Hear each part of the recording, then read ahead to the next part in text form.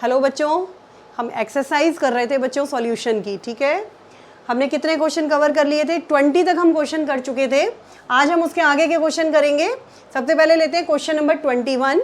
देखो, two elements A and B, दो element है A and B, form compounds having formula AB2 and AB4, यानी ए और B दो एलिमेंट हैं जिनसे मिलके दो कंपाउंड बन रहे हैं AB2 एंड AB4। ठीक है, आगे क्या दिया है? When dissolved in 20 gram benzene, अगर हम इन कंपाउंड्स को AB2 को और AB4 को 20 ग्राम बेंजीन में डिसॉल्व कर रहे हैं, तब क्या हो रहा है?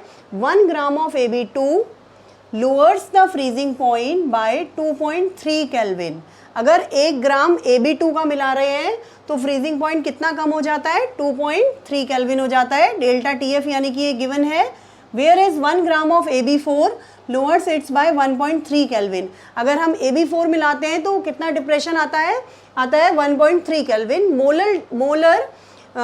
This is molar depression constant for benzene is 5.1 Kelvin kilogram per mole. Calculate the atomic masses of A and B. ठीक है, सबसे पहले हम क्या करेंगे, क्योंकि डिप्रेशन इन फ्रीजिंग पॉइंट की बात कर रहा है वो, तो डिप्रेशन इन फ्रीजिंग पॉइंट का डेल्टा TF वाला फॉर्मूला हम अप्लाई करते हैं। एक बार लगाएंगे AB2 के लिए और एक बार लगाएंगे AB4 के लिए। ठीक है, तो सबसे पहले हम AB2 के लिए लगाते हैं। ठीक, AB2 के लिए अगर आपने फॉर्मूला लगाया तो क्या हो जाएगा? Delta TF is equal to KF small w into 1000। ये फॉर्मूला होता है बच्चों, ये आपने पढ़ा है, molar mass into mass of solvent. ठीक, डेल्टा TF देखो AB2 के लिए बच्चों कितना है? AB2 के लिए जो डिप्रेशन आता है lowers the freezing point by 2.3 kelvin, तो यहाँ रख दिया हमने 2.3।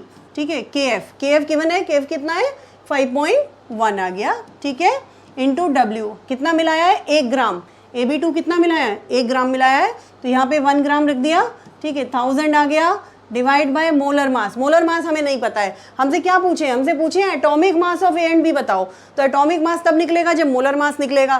तो सबसे पहले हम क्या कैलकुलेट करेंगे? पहले हम मोलर मास कैलकुलेट करेंगे। ठीक है, तो यहाँ पर हम m की जगह रख देंगे m, यहाँ पे छोटा सा लिख लेते हैं MAB2, जिससे हमें पता चले कि ये किसका मास है? मोलर मास है, मॉलिक्यूलर मास है AB2 का है। और सॉल्वेंट का मास हमें कितना दिया हुआ है? बेंजीन हमें कितना दिया हुआ है? 20 ग्राम दिया हुआ है, तो यहाँ पर हमने 20 ग्राम रख दिया। ये पूरा कैलकुलेशन हो जाएगा बच्चों। इसे सॉल्व करके हम मोलर मास ऑफ क्या निकाल सकते हैं? हम molar mass of molecular mass निकाल सकते हैं AB2 का। ये आ जाएगा आपके पास, आप कैलकुलेट करोगे इसे तो MAB2 आपके पास आ जाएगा 110.87। ये आ जाएगा आपके पास मॉलिक्यूलर मास, इतना आ जाएगा किसका? AB2 का। सेम बिल्कुल इसी तरीके से अब हम किसका निकाल लेंगे? AB4 का निकाल लेंगे।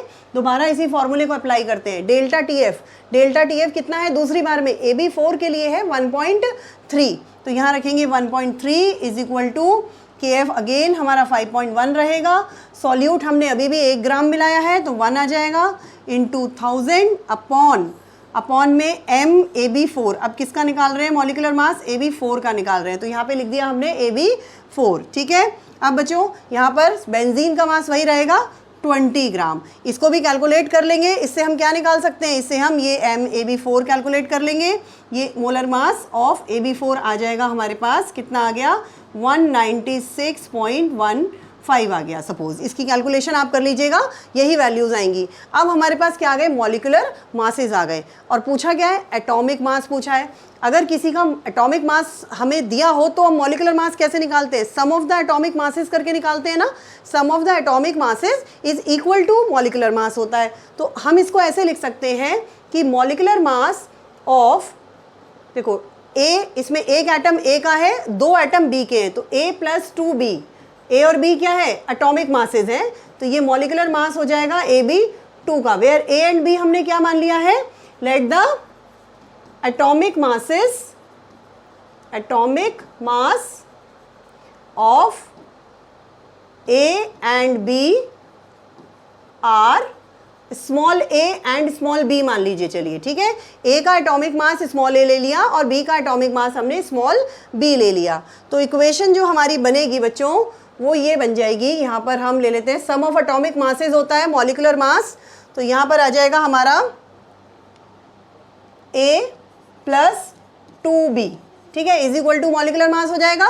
एक इक्वेशन ये बन जाएगी और दूसरी इक्वेशन में A plus 4B is equal to molecular mass of AB 4।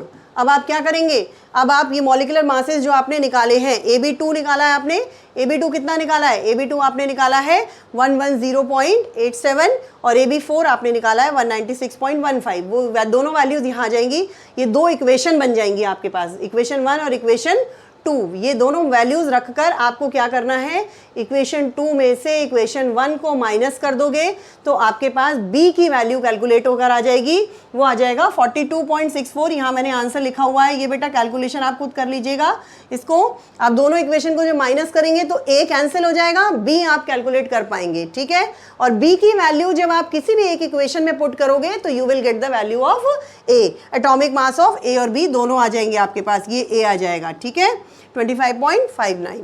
ठीक, तो इस तरह से आप A और B के एटॉमिक मासेस निकाल सकते हैं। ये आपका क्वेश्चन नंबर 21 हो गया। आगे चलते हैं, next question is question number 22। At 300 Kelvin, 36 gram of glucose present in a litre of it solution. A litre, a litre का मतलब वॉल्यूम दिया हुआ है हमें 1 लीटर, ठीक है, वॉल्यूम कितना दिया हुआ है हमें, 1 लीटर दिया हुआ है, ठीक। Of it solution has an osmotic pressure, osmotic pressure अगर 36 ग्राम ग्लूकोज 1 लीटर में प्रेजेंट है तो उस सॉल्यूशन का जो ऑस्मोटिक प्रेशर है वो कितना है, 4.98 बार है osmotic pressure.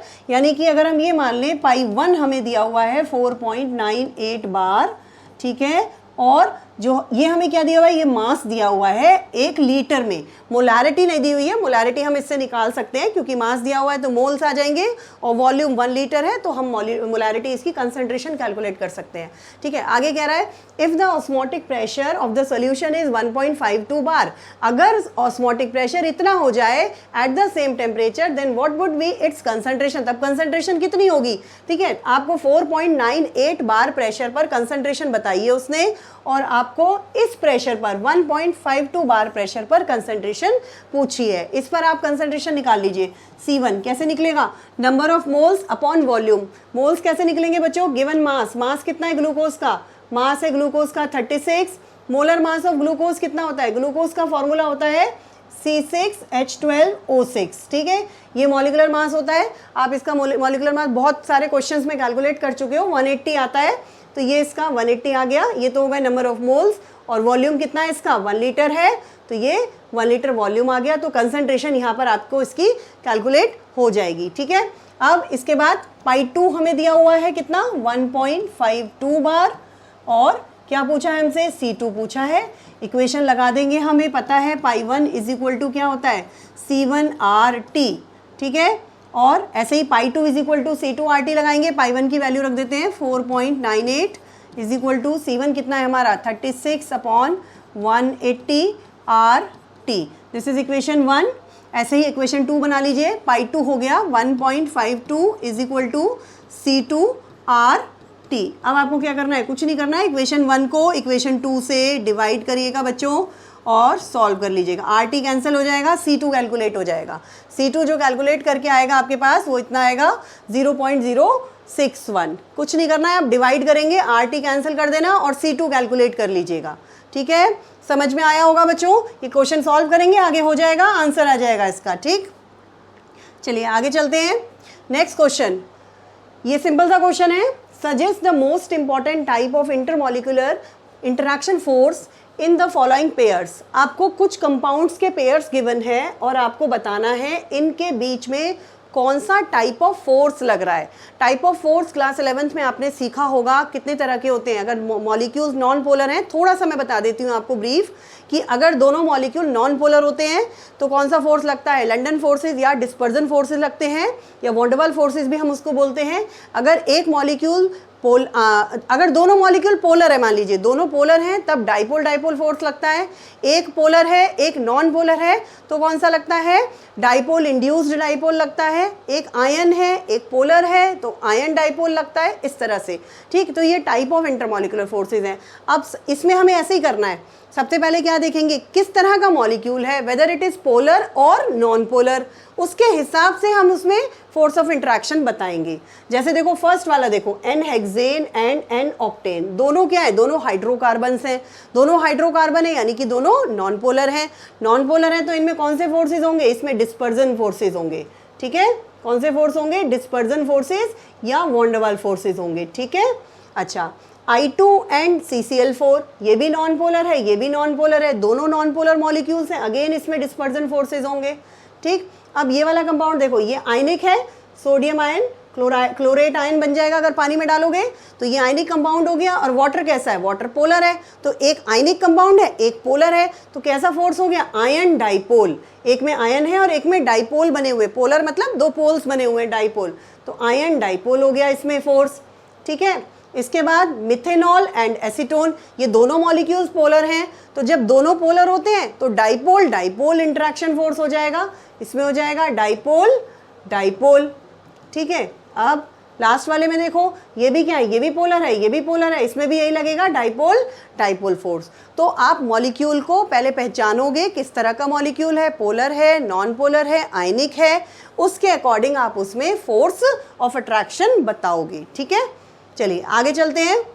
Question number 24, based on solute solvent interaction arrange the following in order of increasing solubility in n octane. N octane में अगर हम इन कंपाउंड्स को मिलाते हैं तो इनका ऑर्डर ऑफ सॉल्युबिलिटी क्या रहेगा, कौन सा कंपाउंड ज़्यादा सॉल्युबल होगा, कौन सा कंपाउंड कम सॉल्युबल होगा, ये पूछा है, सॉल्युबिलिटी का ऑर्डर हमसे पूछा है।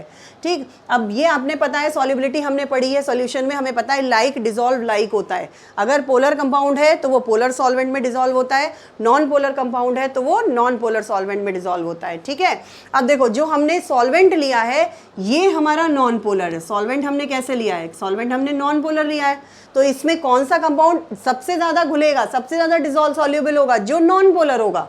ठीक है, जो नॉन पोलर होगा उसकी सॉल्युबिलिटी इसमें सबसे ज़्यादा होगी। नॉन पोलर इनमें से कौन सा है, साइक्लोहेक्सेन, ये आपका नॉन पोलर है, तो इसकी तो सॉल्युबिलिटी सबसे ज़्यादा हो गई। ठीक है, उसके बाद ये तो आयनिक कंपाउंड है, ये तो बहुत ही कम सॉल्युबल होगा क्योंकि ये आयनिक कंपाउंड है, इसकी सॉल्युबिलिटी सबसे कम होगी।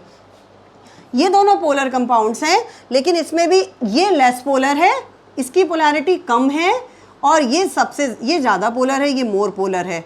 तो अब इसके अकॉर्डिंग देखो सबसे ज़्यादा सॉल्युबिलिटी किसकी हो गई, हमें क्या लगाना है, हमें इन ऑर्डर ऑफ इंक्रीजिंग सॉल्युबिलिटी लगाना है, यानी कि कम से ज़्यादा की तरफ। सबसे कम सॉल्युबिलिटी होगी बच्चों KCl की, क्योंकि ये आयनिक कंपाउंड है, सबसे कम हो गया KCl। ठीक है, सबसे कम कौन सा हो गया, KCl हो गया सबसे कम। फिर उससे ज़्यादा ये इन दोनों पे आएंगे, जो ज़्यादा पोलर है, ठीक है, जो ज़्यादा पोलर है उसकी सॉल्युबिलिटी कम होगी, तो उसके बाद आ गया CH3OH। ठीक, उसके बाद कम पोलर वाला आ गया CH3CN, और सबसे ज़्यादा जो सॉल्युबल होगा वो होगा साइक्लोहेक्सेन। ठीक है, ये सबसे ज़्यादा सॉल्युबल होगा क्योंकि ये प्योर नॉन कोपोलर कंपाउंड है। ठीक है बच्चों, समझ में आ गया होगा आपको। नेक्स्ट चलते हैं हम, क्वेश्चन नंबर 25 देखो, among the following compounds identify which are insoluble, partially soluble and highly soluble in water।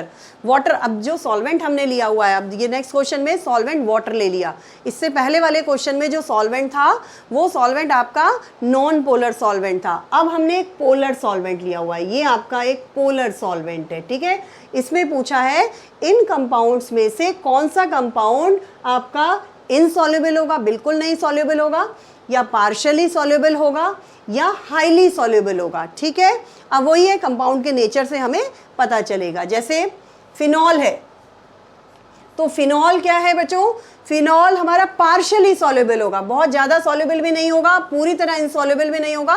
Phenol का साइज बड़ा होता है, फिनॉल मॉलिक्यूल तो उसमें हाइड्रोजन बॉन्डिंग होती है, पोलर है, लेकिन क्योंकि उसका साइज बड़ा होता है इसलिए वो हाइड्रोजन बॉन्डिंग प्रॉपर वाटर के साथ बना नहीं पाएगा और उसकी सॉल्युबिलिटी कम होगी, पूरी तरह इनसॉल्युबल नहीं होगा लेकिन सॉल्युबिलिटी कम होगी। तो ये जो फिनॉल है वो कैसा होगा, पार्शियली सॉल्युबल होगा ये।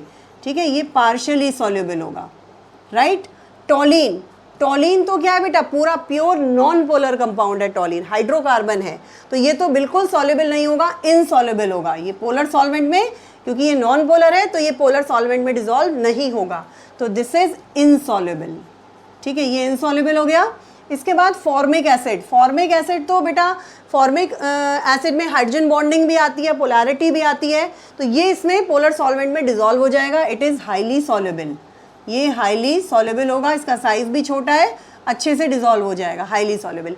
इथाइलिन ग्लाइकॉल, इथाइलिन ग्लाइकॉल भी वाटर के साथ हाइड्रोजन बॉन्डिंग बना लेगा, इसलिए ये भी हाईली सॉल्युबल होगा। ठीक है, ये भी हाईली सॉल्युबल होगा। इसके बाद आ जाइए क्लोरोफॉर्म। क्लोरोफॉर्म में क्या होगा? क्लोरोफॉर्म बेटा एक नॉन पोलर मॉलिक्यूल है, इसके डाइपोल्स कैंसिल हो जाते हैं, तो ये एक नॉन पोलर मॉलिक्यूल हो गया, इसलिए ये इनसॉल्युबल होगा। ठीक है, ये इनसॉल्युबल हो गया। और लास्ट वाला पेंटेनॉल, पेंटेनॉल में हाइड्रोजन बॉन्डिंग है, लेकिन पेंटेनॉल 5 कार्बन की चेन है, मॉलिक्यूल का साइज बड़ा है, और साइज बड़ा होने की वजह से वाटर के साथ ये हाइड्रोजन बॉन्डिंग नहीं बना पाएगा, तो इसलिए ये क्या होगा? पार्शियली सॉल्युबल होगा। बिल्कुल इनसॉल्युबल तो नहीं होगा, लेकिन पार्शियली सॉल्युबल होगा ये। ठीक है, तो ये हो गया सॉल्युबिलिटी का ऑर्डर इस क्वेश्चन में। चलिए आगे चलते हैं। हाँ, क्वेश्चन है हमारा, if the density of some lake water is 1.25 gram per millilitre, density दे रखी है, and contains 92 gram of sodium ion per kg of water, calculate the molality of sodium ion in the lake. बेटा इसमें हमसे क्या पूछी है? Molality पूछी है। मोलालिटी के लिए हमें क्या चाहिए होता है? हमें number of moles of solute चाहिए और मास ऑफ सॉल्वेंट चाहिए। तो सॉल्वेंट का मास तो इसने देखो, ये देखो बताया है, 1 किलोग्राम वाटर है हमारे पास, सॉल्वेंट का मास बताया है। और सॉल्यूट क्या है? सॉल्यूट हमारे पास सोडियम आयन्स है। ठीक है, ये सोडियम आयन है, तो इसके मोल्स हम कैसे कैलकुलेट करेंगे? हमें मास गिवन है, मास दे रखा है, तो मोल्स हम निकाल सकते हैं। मोल्स कैसे निकलेंगे इसके? सोडियम के moles, number of moles of sodium ions कैसे निकालोगे? मास अपॉन मोलर एटॉमिक मास, इसका एटॉमिक मास आ जाएगा। ठीक है, मास कितना दिया हुआ है? मास हमें दिया हुआ है 92, एटॉमिक मास कितना हो गया? 23, तो ये आ गया 4 मोल्स आ गया, ये तो मोल्स आ गए। ठीक, अब मोलालिटी निकालने के लिए क्या चाहिए आपको? Molality is equal to number of moles upon mass of solvent in, mass of solvent in kilogram. Kilogram में मास हमें कितना दिया हुआ है? 1 kg दिया हुआ है, तो यहाँ पर नंबर ऑफ मोल्स हमने रखा 4 और 1, तो यही आपके पास 4 मोल पर kg आपके पास क्या आ गई? मोलालिटी आ गई। ठीक है, जितने मोल्स आपने निकाला वही आपकी क्या आ गई? मोलालिटी आ गई। ठीक, चलिए नेक्स्ट क्वेश्चन है, if the solubility product of, ये 11th में किया आपने, इक्विलिब्रियम में क्वेश्चन किया होगा, सॉल्युबिलिटी प्रोडक्ट का क्वेश्चन है। सॉल्युबिलिटी प्रोडक्ट दिया हुआ है कॉपर सल्फाइड का, and calculate the maximum molarity of copper sulphide in aqueous solution. Maximum molarity का मतलब है बच्चों, आपसे पूछा है कंसंट्रेशन, मैक्सिमम कितना डिसॉल्व हो रहा है मोल पर लीटर में, यानी कि आपको मोलारिटी निकालनी है इसमें मोल पर लीटर। देखो कॉपर सल्फाइड है, अगर ये डिसॉल्व होता है तो ये क्या बनाएगा? कॉपर आयंस बनाएगा और सल्फाइड आयंस बनाएगा। अगर इसकी सॉल्युबिलिटी हम एस मान लें, इसकी भी सॉल्युबिलिटी एस हो जाएगी। हमें KSP दिया हुआ है, ये आपने 11th में सीखा होगा। सॉल्युबिलिटी प्रोडक्ट कांस्टेंट क्या होगा? कंसंट्रेशन ऑफ आयंस, ये होगा copper ion concentration into sulphide ion concentration. कितनी दी हुई है? S into S.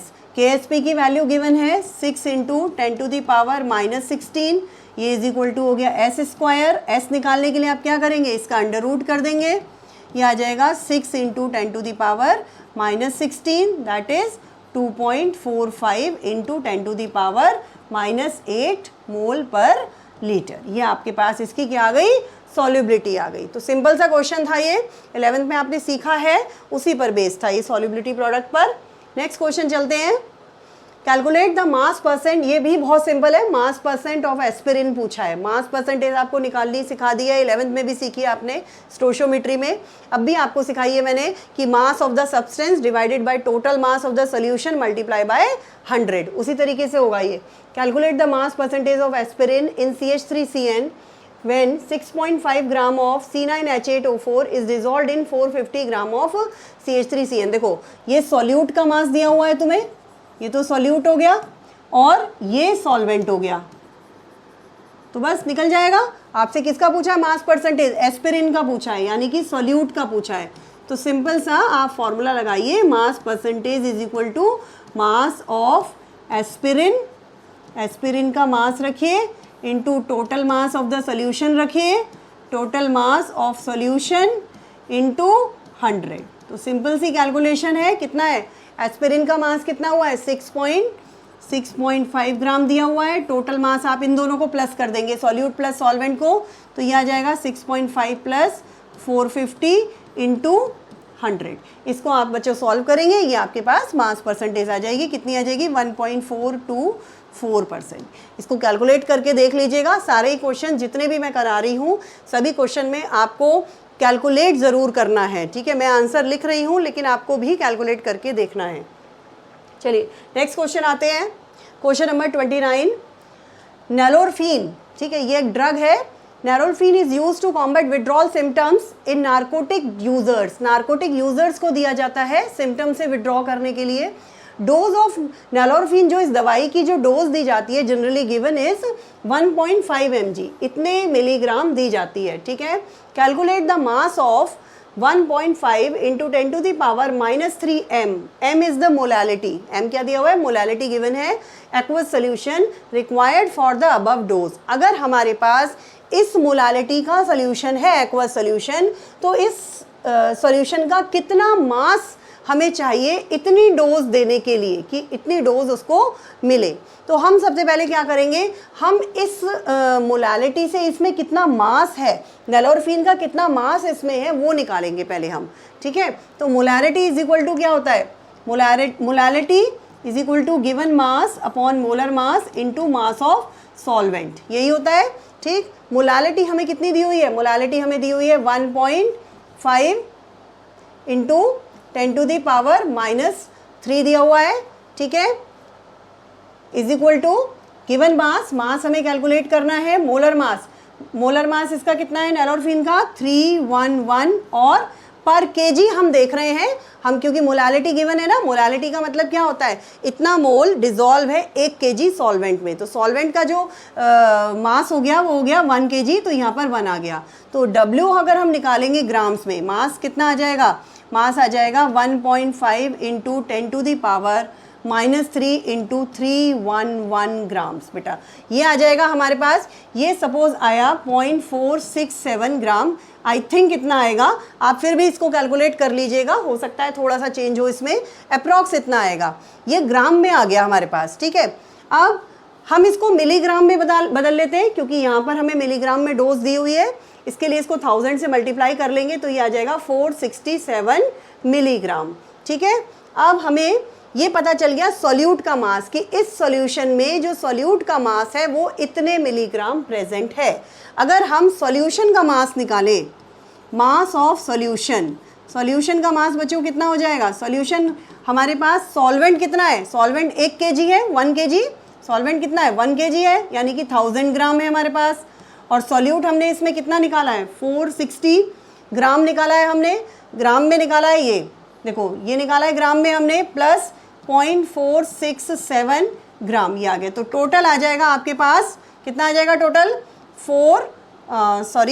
ये आ जाएगा आपके पास 1000.467 ग्राम। सॉल्यूट और सॉल्वेंट के मास को हमने क्या किया, प्लस कर दिया, तो हमारे पास पूरा सॉल्यूशन का मास आ गया, ठीक। अगर इतना सॉल्यूशन का मास है तो उसमें सॉल्यूट कितना था, 467 मिलीग्राम था, यानी कि अगर मान लीजिए 467 हम ऐसे निकाल सकते हैं मिलीग्राम है, ठीक है, सोर्स ऑफ सॉल्यूट, इतना अगर सॉल्यूट है तो सॉल्यूशन का मास कितना है हमारे पास, 1000.467 ग्राम सॉल्यूशन, इतना सॉल्यूशन है ना, ठीक है, ये सॉल्यूशन है हमारे पास। तो कितनी डोज हमें देनी है, हमें डोज देनी है 1.5 मिलीग्राम। तो 1.5 मिलीग्राम के लिए हमें कितना सॉल्यूशन की ज़रूरत पड़ेगी वो हम निकाल लेंगे, 0.467 अपॉन 467 डिवाइड बाय 1.5, ये आपके पास आ जाएगा कैलकुलेट होकर 3.21 ग्राम, यानी कि इस सॉल्यूशन का हमें कितने ग्राम लेना है, 3.21 ग्राम हम लेंगे अगर हमें इतनी डोज प्रोवाइड करनी है, ठीक है। तो इस तरह से बच्चों ये क्वेश्चन होगा। आगे चलते हैं नेक्स्ट, क्वेश्चन नंबर 30।